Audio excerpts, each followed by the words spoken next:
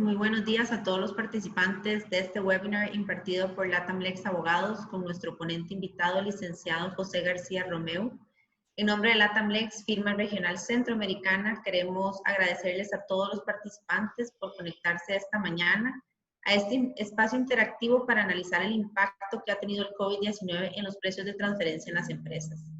Sabemos de primera mano que esta crisis sin precedentes nos ha obligado a analizar en forma detallada cómo volver a hacer los negocios y las implicaciones que estas medidas tomadas por nuestros gobiernos han causado a las empresas y les han obligado a ajustarse de una forma muy proactiva en plazos cortísimos a una realidad que hace 3 o 4 meses no podíamos ni siquiera imaginar.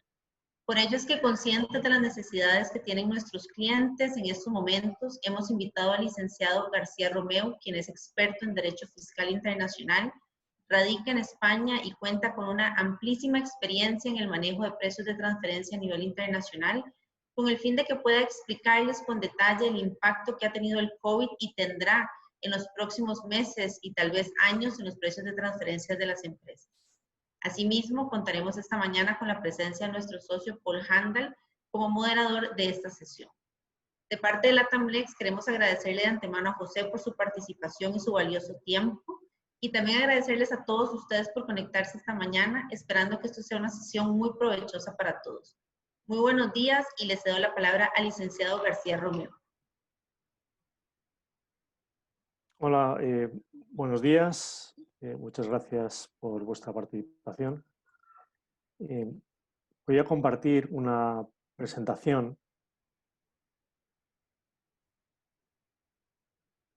que he preparado para explicar un poco cuál puede ser la pauta a seguir en tema de precios de transferencia, derivado del impacto que ha tenido precisamente en precios de transferencia la pandemia del COVID-19 a nivel mundial.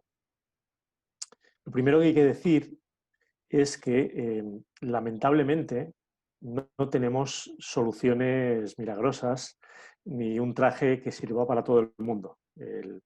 Las soluciones de precios de transferencia siempre tienen que ser un traje a medida, tienen que atender a las circunstancias particulares de la empresa a la que se está analizando o respecto de la cual se estudian los precios de transferencia, y con el COVID-19 no es una excepción. Es decir, siempre tenemos que atender precisamente a los precios de transferencia desde un punto de vista particular, desde una situación totalmente individualizada. No obstante, sí que se pueden dar algunas pautas generales o algunas cuestiones que sí que son de alcance general y que pueden dar un indicio de qué medidas se pueden tomar o cómo se puede enfocar la cuestión de precios de transferencia en esta situación tan particular.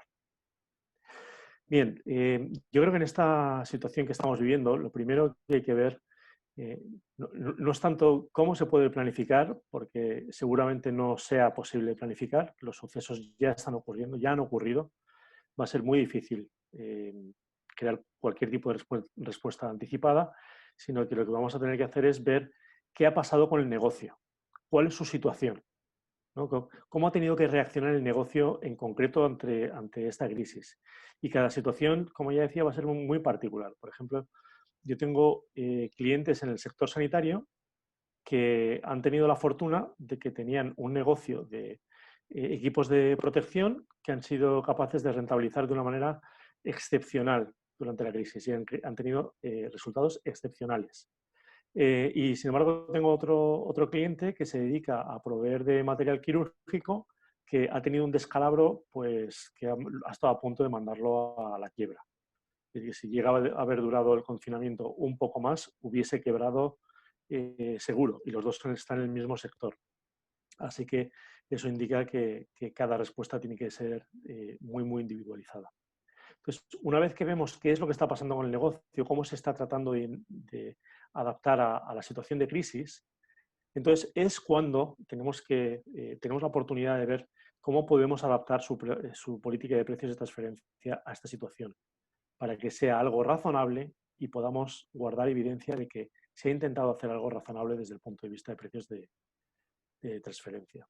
Y precisamente porque la situación es sobre todo reactiva, pues hay que ser realistas. Va a ser muy difícil aprovechar oportunidades. Así que el esfuerzo tiene que dedicarse sobre todo, por lo menos en mi opinión, y a menos que hay una circunstancia muy excepcional que permita planificar y aprovechar oportunidades, el esfuerzo tiene que dedicarse sobre todo a evitar riesgos. Y podemos decir ya mismo que el ejercicio 2020, desde el punto de vista de precios de transferencia y desde el punto de vista, incluso desde el punto de vista de la experiencia personal, no va a ser un ejercicio corriente. O sea, este año nosotros lo vamos a recordar, está claro. Así que vamos a hablar de prácticamente 3 impactos generales que a cada uno afectan de una manera muy diferente, pero que seguramente podamos hablar de ellos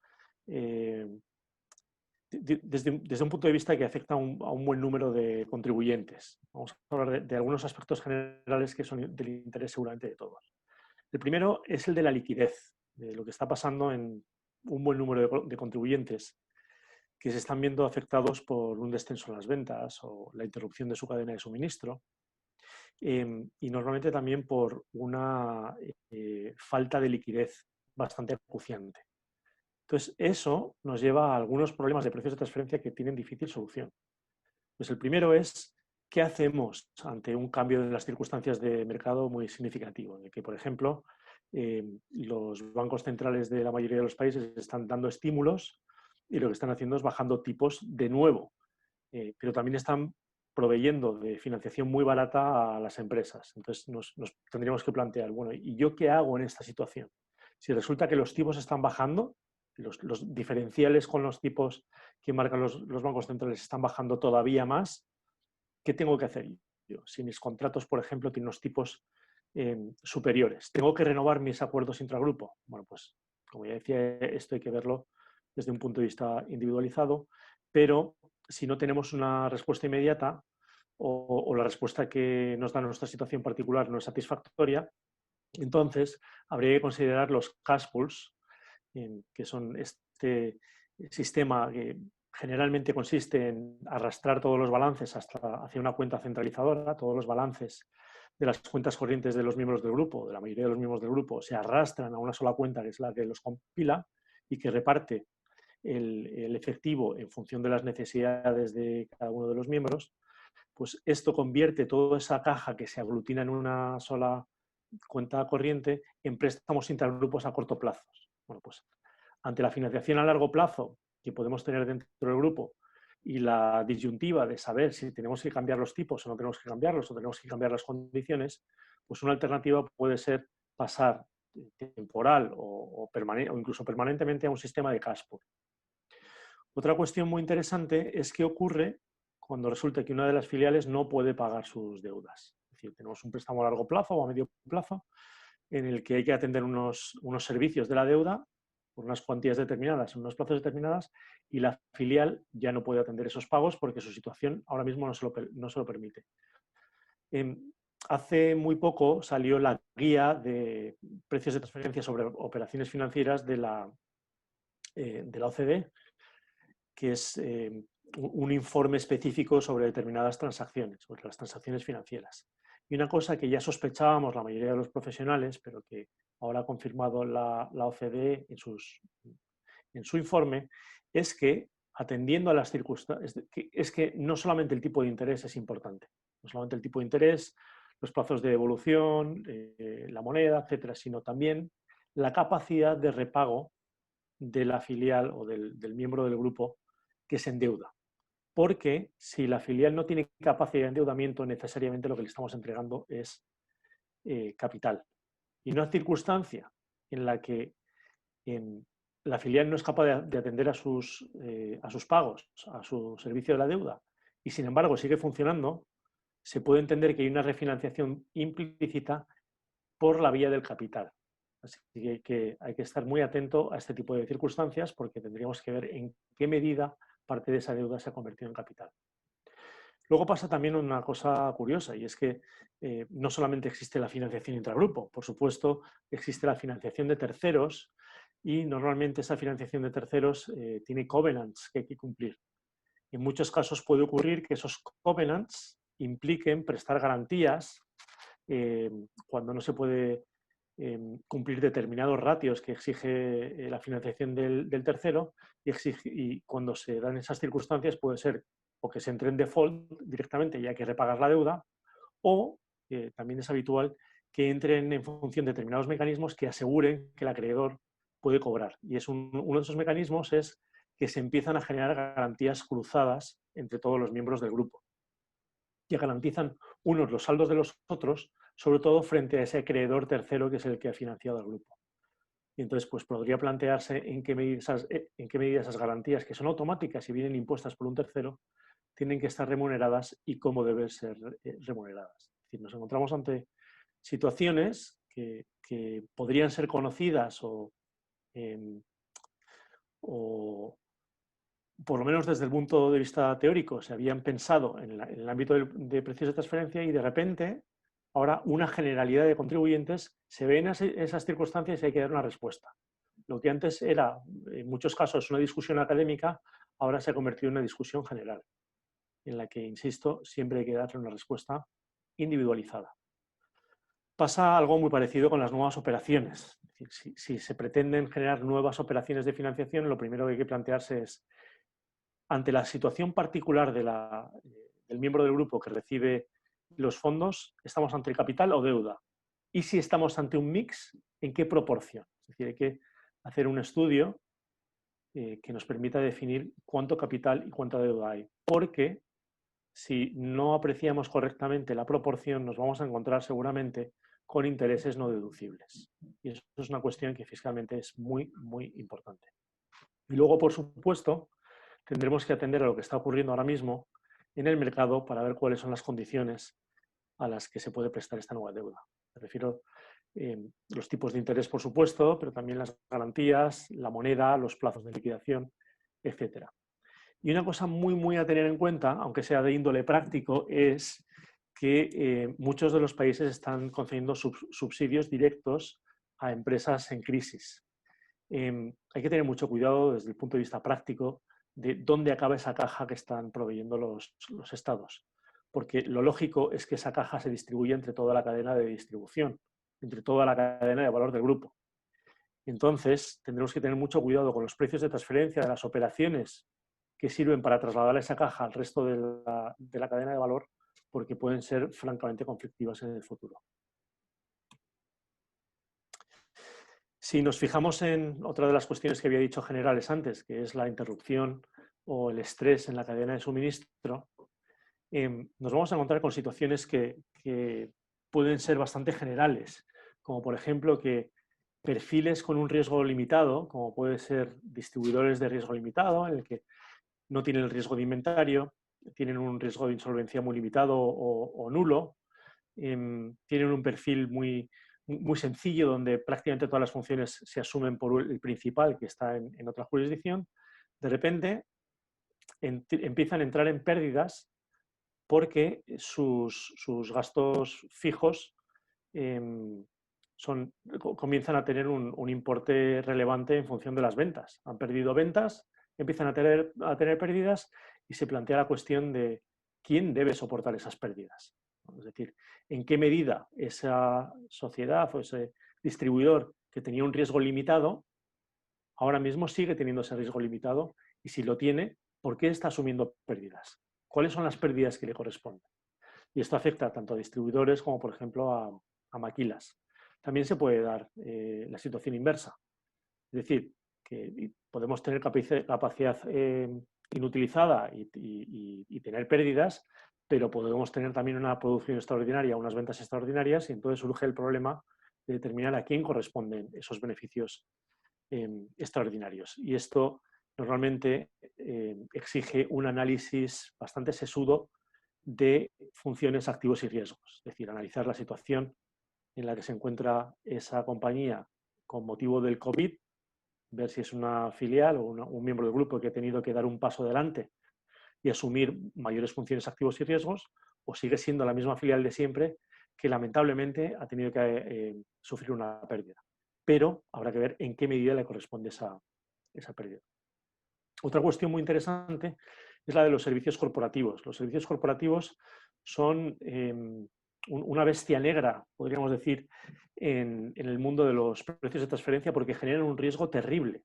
Es decir, es muy frecuente en todas las multinacionales del mundo que gran parte de los servicios corporativos, es decir, de la gente que está prestando servicios a las filiales, de la gente que se ocupa de que el negocio funcione desde un punto de vista general, esté concentrado en una o en muy pocas sociedades, y que lo que se hace normalmente es descargar esos costes con un pequeño margen a quienes se han beneficiado de esos servicios.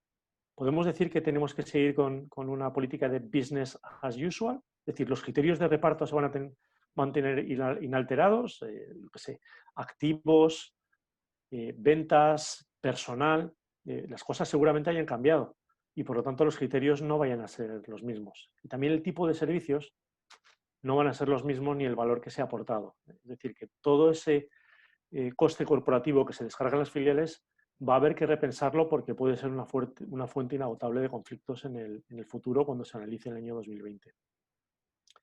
También podemos encontrarnos con este tipo de situaciones con suministros, pero también con intangibles, como por ejemplo royalties sobre la cesión de uso de determinada tecnología y otro tipo de arrendamientos, como puede ser arrendamientos de inmuebles o arrendamientos de equipos.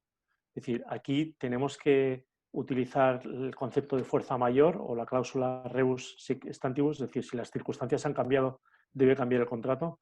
Bueno, pues eso requiere un análisis caso por caso para ver si se deben aplicar esas cláusulas o se pueden aplicar esas cláusulas.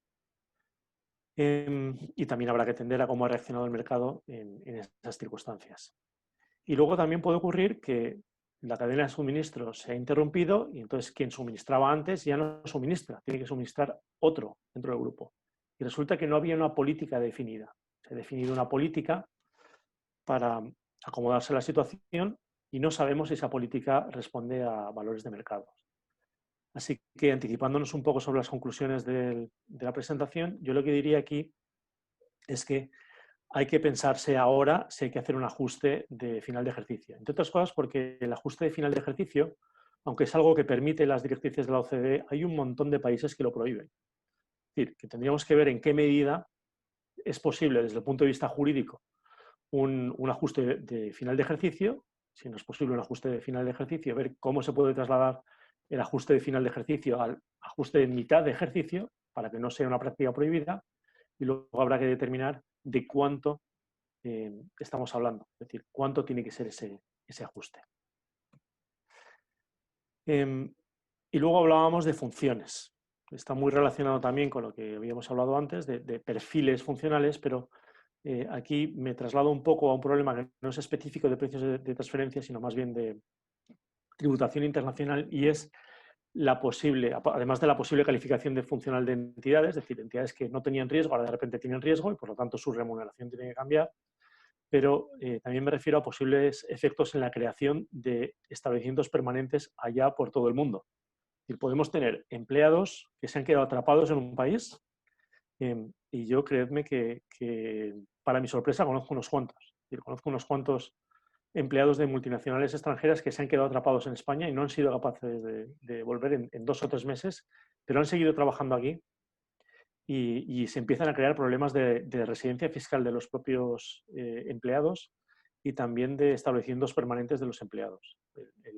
Es un problema de tributación internacional, pero que termina acabando en un problema de precios de transferencia. Es decir, bueno, pues bien, se ha creado un establecimiento permanente. ¿Cuánto gana ese establecimiento permanente? Es cierto que la OCDE ha dicho que va a publicar una guía para que se traten estas cosas, pero no deja de ser soft law. Es decir, si los países concretos no aprueban normas que traten esta situación excepcional, no hay ninguna garantía de que esas directrices o esa guía que va a publicar la OCDE, con algunos criterios que seguramente estén muy fundados, vayan a ser aplicados en los países correspondientes. Y por último, también relacionado también con tributación internacional y en cierto sentido, por supuesto, con precios de transferencia, es que seguramente se han creado también nuevas transacciones de servicios. Pueden haberse creado gabinetes de crisis y entonces una transacción que antes no existía ahora existe, porque ha habido gente que se está ocupando de cosas y eso hay que remunerarlo. Tenemos el tema de la gestión logística, que seguramente ha sufrido grandes cambios. Y en la concentración de funciones para ahorrar costes. Es decir, algunas sociedades que antes prestaban servicios han dejado de prestarlos y, de nuevo, nos encontraremos también con situaciones en las que no solamente nos podemos encontrar con una pérdida o una ganancia, sino que es que vamos a tener que ver, y a esto me refería, cuál es el efecto en tributación internacional, es decir, en retenciones, por ejemplo, en IVAs, autotrasladados, si nos vamos, por ejemplo, a una jurisdicción como Brasil, de repente que a lo mejor empiecen a operar esa multitud de impuestos que tienen, como son el PIS, COFINS y un montón de impuestos indirectos que se generan por transacciones que no habíamos previsto. Bueno, para acabar vamos a hablar muy brevemente de dos ejemplos que pueden ocurrir para ver algunas pautas a tener en cuenta en la respuesta en precios de transferencia a esta crisis. Pues podemos encontrarnos con un grupo que antes del COVID-19 era autónomo financieramente, es decir, tenía muy poca financiación ajena, en el que las operaciones vinculadas de financiación eran escasas y de poca cuantía, y de repente nos encontramos con que tiene que haber operaciones financieras intragrupo porque han entrado en crisis. Una gran parte de las empresas han entrado en crisis. Estarán en una posición de caja positiva, pero financiación intragrupo, y nos tenemos que plantear ex novo en un grupo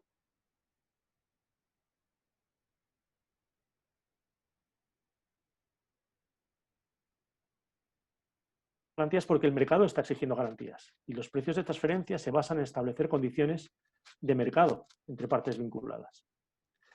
Y por último, cuando se generen esas transacciones y lleguemos a la conclusión de que, por ejemplo, son deuda, mucha atención al problema de la retención sobre los intereses, y también añado a la deducibilidad de los intereses, porque puede haber reglas especiales. El mundo en los últimos años se ha llenado de reglas de limitación de intereses, pues ya sea algunos países solamente dejan deducir los intereses cuando se pagan, otros solo los dejan deducir cuando se pagan y establecen reglas de subcapitalización, y en toda Europa últimamente se han establecido reglas de deducibilidad que están limitadas a un porcentaje del EBITDA. Pues mucha atención a estas cuestiones. Un segundo ejemplo, que seguramente alguno habrá tenido ya en cuenta, es lo que ocurre cuando, por ejemplo, se han intentado aislar determinados capitales del riesgo del negocio. Bueno, pues puede ocurrir, por ejemplo, que un grupo se haya estructurado para que los inmuebles estén en una rama del negocio y el negocio en sí mismo en otras sociedades distintas. Es decir, se han separado las sociedades para que el patrimonio quede a salvo de los riesgos del negocio. Bien, esto es una operación muy habitual, tanto en los grupos familiares como en los grupos que son más grandes o que pueden estar cotizados. En una situación como esta, en la que, por ejemplo, el negocio ya no puede atender los pagos, nos tendríamos que plantear si tenemos que aplicar las cláusulas de fuerza mayor o de rebus sic stantibus de las que antes hablábamos. Si se tienen que aplicar, porque es la respuesta del mercado, vamos a tener que darnos cuenta de que ese cortafuegos de riesgos ha desaparecido. Y la pregunta es, ¿en qué medida tiene que la estructura que tiene esos activos que se han querido poner a salvo de los riesgos del negocio, soportar ese riesgo del negocio? Es decir, en qué medida se traspasan los riesgos. Y esto, lamentablemente, tiene una solución complicada y que requiere de un análisis jurídico y también de precios de transferencia.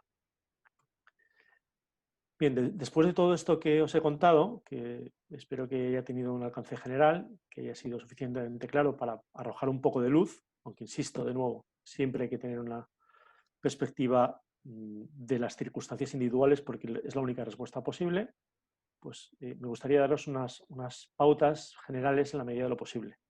¿Qué se puede hacer? Bueno, pues como se dice en España, el chorizo nos lo vamos a comer a rodajas. Es decir, vamos a coger la situación, vamos a analizarla, vamos a determinar cuáles son los problemas uno a uno, tomando la perspectiva a nivel de grupo, y vamos a ir solucionándolos uno a uno con una perspectiva global, pero atendiendo a las circunstancias particulares. No va a haber más remedio que observar la respuesta al mercado conocido, que pueden ser clientes, proveedores, competidores, autoridades, y tratar de extraer conclusiones de qué significa esto para nosotros, cómo afecta a nuestro mercado, y desde luego ser proactivo. Es decir, hay que adaptar inmediatamente la política de precios de transferencia, o al menos planificar los cambios de fin de ejercicio de 2020, precisamente, sobre todo, con vistas a ese ajuste de fin de ejercicio. Las medidas pueden ser a corto plazo, a medio plazo o permanentes. Es decir, tendremos que ver cómo ha afectado a nuestra cadena de suministro, a la situación general de nuestra empresa, qué respuesta le está dando el negocio a esa situación, y tendremos que ver si las medidas que tenemos que dar son de corto plazo, medio plazo o permanentes. Y desde luego, el mejor consejo que puedo dar es que se documente ahora la razonabilidad de los cambios que se hagan.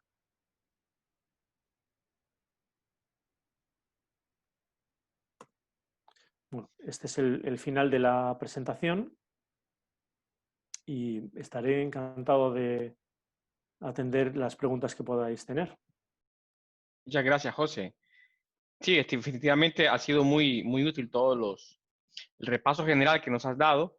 Definitivamente, como tú decías al principio, en temas de precios de transferencia, el 100% de los casos debe ser un análisis a medida, no hay un silver bullet, como dicen, que resuelva o que se aplique a todos los casos en general. Pero sí, definitivamente, todo lo que has comentado resulta muy útil para comenzar, o un punto de partida muy válido para que los encargados en determinar las políticas de precios de transferencia de las empresas tengan o logren reflexionar sobre todo lo que has dicho, ¿no? Tenemos una pregunta ahora, la voy a leer tal cual está escrita para que la respondas. Dice: en el estudio de precios de transferencia del 2020, se usarán comparables con cierre 2019. Los resultados pueden ser positivos comparado con la empresa a estudiar. Se recomienda un promedio de resultados de comparables de 3 a 5 años de las empresas para reducir la brecha. Y si hay un ajuste, y si aún hay ajuste, ¿se puede justificar dicho ajuste debido a la pandemia?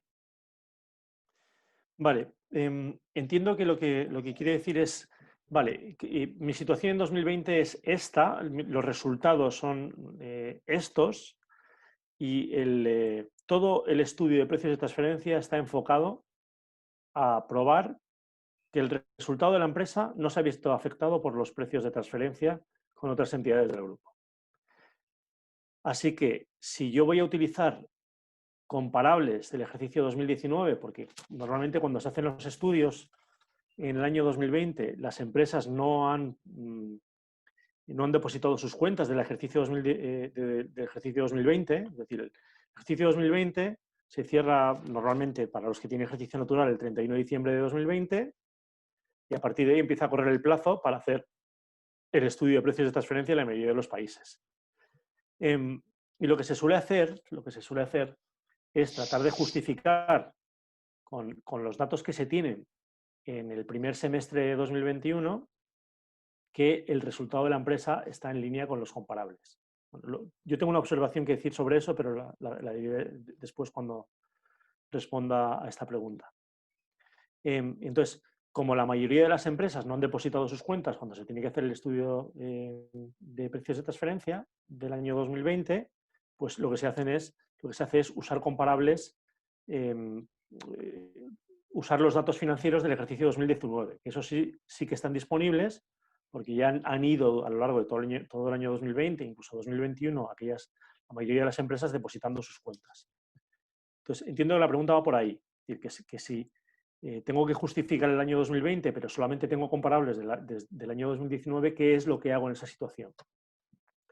Entonces, lo que parece sugerir parte de la pregunta es coger un promedio, en vez de 3 años, de 5 años. El promedio de 3 años se ha convertido en un estándar en precios de transferencia. Se ha convertido en estándar porque todo el mundo lo hace. Todo el mundo dice, bueno, pues si yo tengo que probar 2020, voy a coger 2019, 2018, 2017, los voy a promediar y me va a salir un rango de resultados, pongamos resultados entre ventas, hay un rango de resultados entre ventas, y lo voy a promediar, y el promedio, es lo que voy a utilizar para probar que mis propios resultados del ejercicio 2020 son de mercado. Bueno, pues, aunque se ha convertido en un estándar, realmente la justificación de eso no es que tenga que ser un estándar o que se tenga que utilizar 3 años, sino que lo que se trata de hacer es impedir que se tomen ciclos económicos que no sean completos. Es decir, puede ser que determinados sectores o determinadas empresas tengan ciclos económicos muy claros. Es decir, una promotora, por ejemplo, desde que compra el suelo hasta que es capaz de venderlo, pues puede tardar 7 años. Entonces, si se toma el año 1 del ciclo o el año 3,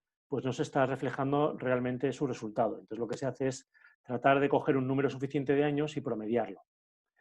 Pero su uso generalizado pues, no responde a esa justificación técnica. Simplemente lo que se está tratando de hacer en la mayoría de los casos es hacer los resultados un poco más manejables. Vale, entonces, si nos vamos hacia atrás 3 o 5 años, nos puede pasar exactamente lo mismo que con 3, que estamos cogiendo un ciclo macroeconómico expansivo. Es decir, si nos vamos de 2019 hacia atrás 5 años, en la mayoría del mundo el ciclo económico era expansivo. Entonces, no vamos a poder compararlo con el año 2020. ¿Qué se hizo en una situación parecida? Que fue la de la crisis del año 2008, que duró aproximadamente hasta el año 2011, 2012, dependiendo de los países. Bueno, pues lo que se hizo en ese caso fue coger resultados de años de crisis. Es decir, se trató de seleccionar ejercicios en los que había habido crisis, tan próximos en el tiempo como era posible, y compararlos con los de los ejercicios 2010, 2011, 2012. ¿Vale? Entonces, se fue hacia atrás no 3 o 5 años, sino se fue hacia atrás los años que fuesen necesarios para coger un número suficiente de años de crisis. Paradójicamente, en muchos sectores lo que ocurrió es que los comparables no reflejaban una crisis. ¿Por qué? Porque se dio una situación curiosa, que es que los que habían sobrevivido tenían buenos resultados. Es decir, industrias enteras desaparecieron, pero los que quedaron tenían resultados positivos. ¿Vale? Entonces, en algunas industrias o en algunos sectores, esa respuesta no fue satisfactoria. Entonces, se probaron otros métodos y yo creo que esto es lo más acertado, que es, por ejemplo, buscar comparables y seleccionar aquellos que han tenido descensos en sus ventas o un descenso o incrementos en sus costes o la circunstancia que afecte al contribuyente en concreto. Y comparar sus resultados en la proporción que se han visto alterados sus resultados con la magnitud que nos interesa, es decir, el descenso en las ventas o el incremento en los costes o los costes de reestructuración, por ejemplo, de personal, de despidos, ¿no? Entonces, tratamos de identificar cuál es la variable que ha afectado a nuestro contribuyente y buscamos esas variables en la competencia y entonces podemos decir que el sector, cuando se ve afectado por estas circunstancias, tiene esta respuesta o tiene este impacto en sus resultados. Y como mi contribuyente tiene un impacto parecido, podemos decir que su situación o sus resultados son de mercado. No sé si he respondido a la pregunta. Pues yo siento que sí. Vamos a ver si el participante pone algo o quiere hacer alguna pregunta de follow-up sobre esto. Pues bien, José, ¿y aparte de los pasos que pusiste al final de tu presentación, qué otro tipo de consejos en la práctica tú recomiendas hacer para alguien que participó en este webinar y dice, hombre, pues no había planteado todo esto? ¿Qué es lo primero que debería de hacer?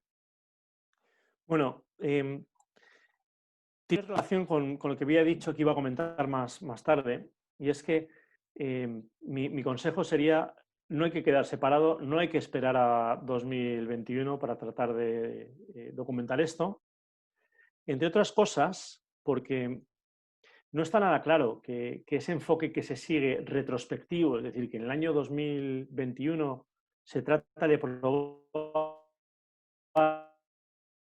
retrospectivamente que los precios de transferencia de 2020 eran de mercado, sea correcto. Existe un debate teórico sobre si la documentación tiene que ser prospectiva, es decir, yo ahora, hoy, hago documentación para probar que los precios que fijo ahora, hoy, en mis operaciones vinculadas son de mercado. Bien, eso sería la documentación prospectiva.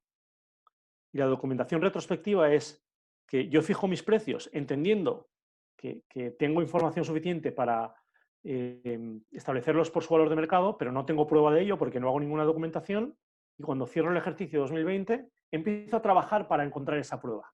Eso sería documentación retrospectiva. No está nada claro que la documentación retrospectiva sea válida. Hay algunas jurisdicciones, como por ejemplo Alemania, que taxativamente dicen claramente en su norma que tiene que ser prospectiva, y hay otras que no se sabe muy bien si es prospectiva o retrospectiva. En España, por ejemplo, la ley no lo dice. Yo me he encontrado con inspectores que aceptan tanto una postura como la otra, pero me he encontrado con inspectores que me han dicho que no. ¿Dónde está la evidencia de que la documentación es prospectiva? Bueno, pues yo sospecho que este puede ser un cambio importante. Es decir, que a partir de este momento se despejen las dudas sobre si las documentaciones tienen que ser prospectivas o retrospectivas. Entonces, ante una situación cambiante en la que puede que haya un impacto significativo en los resultados y la posibilidad de actuar ahora para evitar problemas en el futuro, sobre todo teniendo sobre nuestras cabezas esa espada de Damocles de que no sabemos si la documentación tiene que ser prospectiva o retrospectiva, con lo cual la documentación retrospectiva no serviría para nada, yo lo que haría es actuar ahora y plantearme ahora mismo qué cambios ha habido, qué cambios se necesitan en los precios de transferencia y cómo voy a justificarlos.